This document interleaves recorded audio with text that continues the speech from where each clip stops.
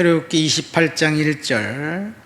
너는 이스라엘 자손 중 내 형 아론과 그의 아들들 곧 아론과 아론의 아들들 나답과 아비후와 엘르아살과 이다말을 그와 함께 내게로 나오게 하여 나를 섬기는 제사장 직분을 행하게 하되 내 형 아론을 위하여 거룩한 옷을 지어 영화롭고 아름답게 할지니 너는 무릇 마음에 지혜 있는 모든 자 곧 내가 지혜로운 영으로 채운 자들에게 말하여 아론의 옷을 지어 그거를 거룩하게 하여 내게 제사장 직분을 행하게 하라. 그들이 지을 옷은 이러하니 곧 흉패와 에봇과 겉옷과 반포 속옷과 관과 띠라. 그들이 내 형 아론과 그 아들들을 위하여 거룩한 옷을 지어 아론이 내게 제사장 직분을 행하게 하라. 그들이 쓸 것은 금실과 청색, 자색, 홍색실과 가늘게 꼰 배실이니라. 그들은 금실과 청색, 자색, 홍색실과 가늘게 꼰 배실로 정교하게 쪄서 에봇을 짓되 그것에 어깨바지 뜰을 달아 그 두 끝을 이어지게 하고 에봇 위에 매는 띠는 에봇 짜는 법으로 금실과 청색, 자색, 홍색실과 가늘게 꼰 배실로 에봇과 정교하게 붙여 짤지며. 아멘. 출애굽기 28장은 제사장이 입을 옷들을 이렇게 거룩하게 지어서 입히라고 이야기하고 있습니다. 3절의 말씀, 3절 보니까 무릇 마음에 지혜 있는 모든 자 곧 지혜로운 영으로 채운 자들에게 아론의 옷을 지어 입혀라, 제사장의 옷을 지어 입혀라, 그렇게 이야기합니다. 제사장을 거룩한 옷을 지어 입혔어요. 제사장을 거룩하게 구별하라는 이야기지요. 하나님께서 이스라엘 백성들을 애굽에서 탈출시킨 이유는 아브람과 약속했던 젖과 꿀이 흐르는 땅 가나안 땅, 그 땅에 정착하기 위해서 탈출시켰습니다. 그렇게 알고 있으면 딱 50점짜리예요. 그것은 탈출한 결과입니다. 그렇다면 출애굽 1세대들이 가나안 땅에 들어갔나요? 모두 다 들어가지 못했습니다. 왜 그러냐면 그들이 광야에서 하나님을 범죄했고 예배하는 데 실패했기 때문에 그렇습니다. 이스라엘 백성들을 탈출시킨 진짜 이유는 모세가 바로 왕에게 찾아가서 내 백성을 보내라 이렇게 얘기하면서 그들이 내 앞에서 절기를 지킬 것이다 분명하게 이야기를 합니다. 하나님 앞에 온전히 예배하기 위해서 이스라엘 백성들은 애굽을 탈출했고 광야로 나가야만 했습니다. 그러나 바로 왕의 입장에서 볼 때는 그들을 내보낼 수가 없었어요. 그 이유는 공짜로 부려먹은 노동력 때문이 아니었습니다. 물론 그것도 있었지만 그보다 더 큰 이유는 영적인 전쟁이었습니다. 바로가 10가지 재앙이 있었음에도 불구하고 시브리인들을 내보내지 않은 이유는 그 바로의 애굽의 신과 야훼 하나님과의 전쟁이에요. 10가지 재앙 하나하나가 다 애굽의 신들과 연관이 되어 있습니다. 어쨌든 이스라엘 백성들은 광야에 나가서 하나님 앞에 예배해야만 했습니다. 그리고 예배를 위해서 수종드는 섬기는 자로서 제사장들을 세웠고 그들에게 거룩한 옷을 구별하여 입혔습니다. 하나님은 형상이 없습니다. 우상을 금계시하고 우상은 만들지 못하게 했습니다. 그래서 눈에 보이지 않는 형상의 하나님을 섬기기 위해서 제사장들의 옷을 점점 더 거룩하게 입혀서 제사장을 통해서 하나님을 보게 했습니다. 4절 말씀에 보니까 제사장들이 입을 옷은 흉패, 에봇, 겉옷, 반포 속옷과 관과 띠라. 거룩한 옷을 지어 입히라고 이야기하고 있습니다. 그 저 뒤에 보면 고이, 속옷, 안에 있는 우리 한국식으로 하면 고쟁이도 있습니다.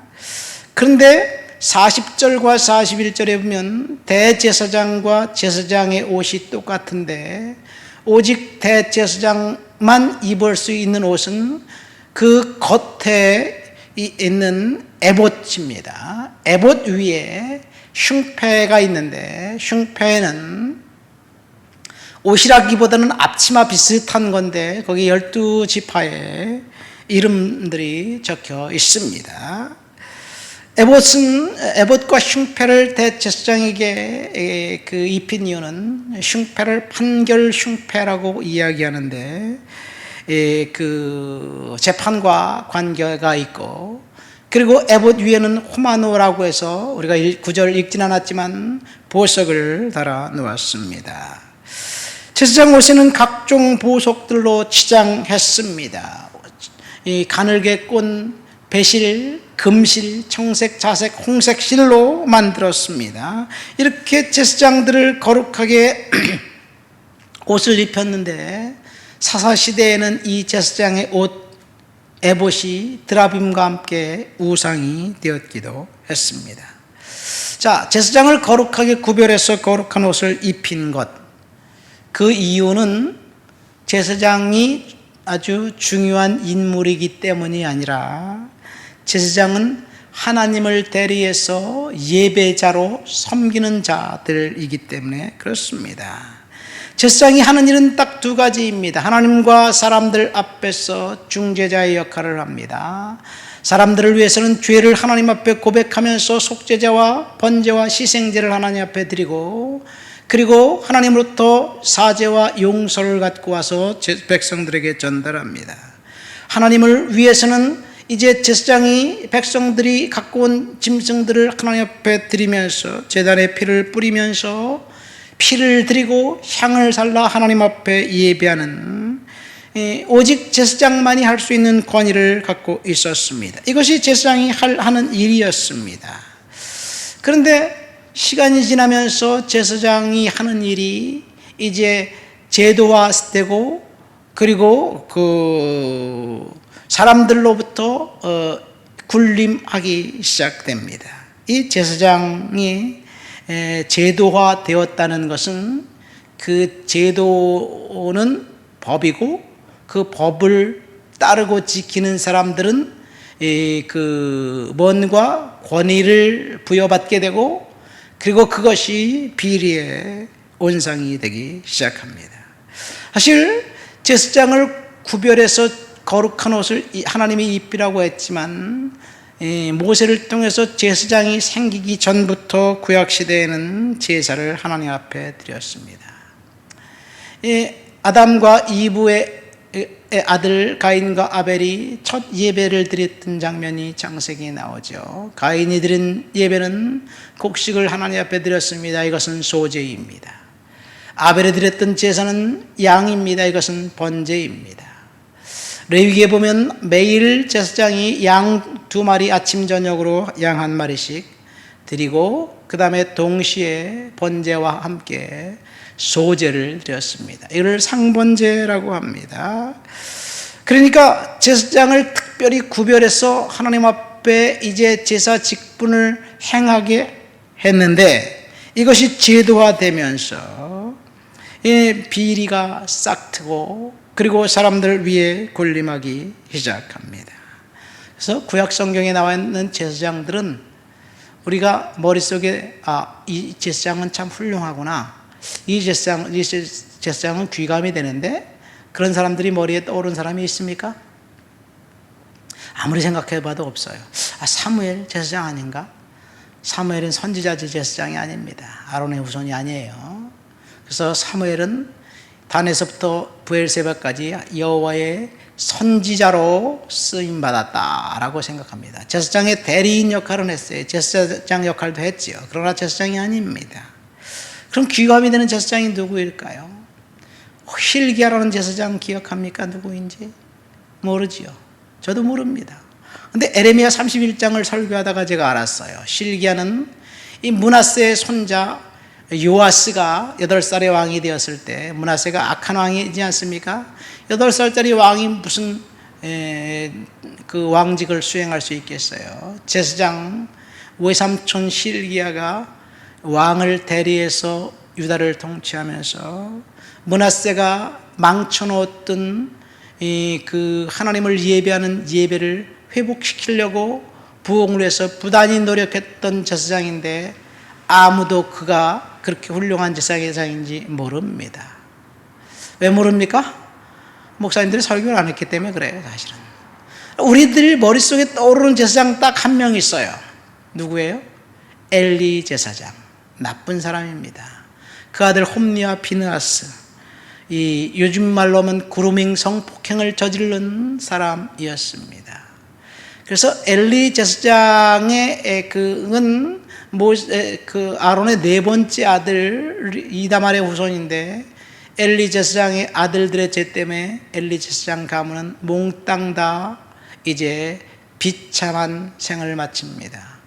엘리의 후손들 85명이 그 높당의 제사장이었는데 사울 왕 시대에 다윗을 잘못 도와줬다가 85명이 일순간에 다 죽어버립니다. 딱 한 명 엘르아살 아들이 살아나와서 다윗 시대에 다윗을 도와서 열심히 충성했건만, 이제 솔로몬이 왕이 되면서 그 엘르아살이 잘못된 선택을 해요. 아도니아라는 다윗의 아들이 스스로 왕이 되면서 이제 그 구테타를 일으킬 때 그 아도니아 편에 들었다가 요압과 함께 솔로몬이 왕이 되면서 요압은 죽고 그 엘르아살은 제사장직에서 영원히 쫓겨납니다. 그리고 남은 제사장은 하나는 사독인데, 이는 모세의 3번째 아들의 후손이고 나중에 사독 계열의 제사장들이 사두개인들이 됩니다. 어쨌든 제사장들은 하나님을 대리하는 대리자 역할을 해야 되는데 비리의 온상이 되었습니다. 이것이 구약 성경의 제사장이에요. 그런데 하나님은 이렇게 거룩하게 구별해서 이 옷을 입혔던 그 대제사장들을 대리해서 저와 여러분들에게 왕 같은 제사장의 직분을 맡기셨습니다. 예수님은 히브리서 3장에 보면 멜기세덱의 반차를 쫓은 대제사장이다 이야기를 하면서 성도인 저와 여러분들에게 예수 믿고 구원받은 사람이 멜기세덱을 쫓은 대제사장의 반차를 예수님을 따르는 우리들에게 위임하셨습니다. 우리의 진짜 신분은 선택받은 자녀, 왕 같은 제사장, 거룩한 나라의 백성들입니다. 이 정치감을 갖고 우리는 이 땅에 살면서 거룩한 예배자의 모습을 보이면서 예배자로 주님 앞에 서 있어야 될 줄 믿습니다. 우리는 이 땅에서 멸망과 죽음과 심판을 향해 가는 사람들 중간에 섰어. 마치 제사장이 하나님과 백성들 중간에서 희생제를 드리고 속죄제와 그 번제와 소제를 드리면서 하나님 앞에서 대리했던 것처럼, 성도들은, 우리들은 대제사장이 되어서 왕 같은 제사장이 되어서 사람들을 하나님 앞으로 인도하는 그런 역할을 하라는 것, 이것이 오늘 저와 여러분들에게 주신 교훈입니다. 구약성경 출애굽기 28장에 보면 이 대제사장의 옷을 구별해서 입히고, 29장에 보면 아론과 그 아들들을 대대적으로 이제 그 기름 부어 제사장으로 삼은 위임식을 진행합니다. 그런데 이렇게 하나님이 구별해서 옷을 입히고 하나님의 대리자로 삼았던 제사장, 첫 제사장 아론은 금송아지 사건을 일으킵니다. 그리고 거짓말을 합니다. 두 번째 제사장이 했던 아론의 장자와 차자, 그 두 사람은 하나님 앞에 예배를 드리다가 잘못된 불을 사용해서 그도 죽어버립니다. 이처럼 제사장들은 사실은 하나님 앞에 온전히 거룩하게 쓰임받지 못했습니다. 이것이 인간 제사장의 모습입니다. 하나님이 거룩하게 구별했는데 인간이 스스로 죄악 가운데 빠진 거지요.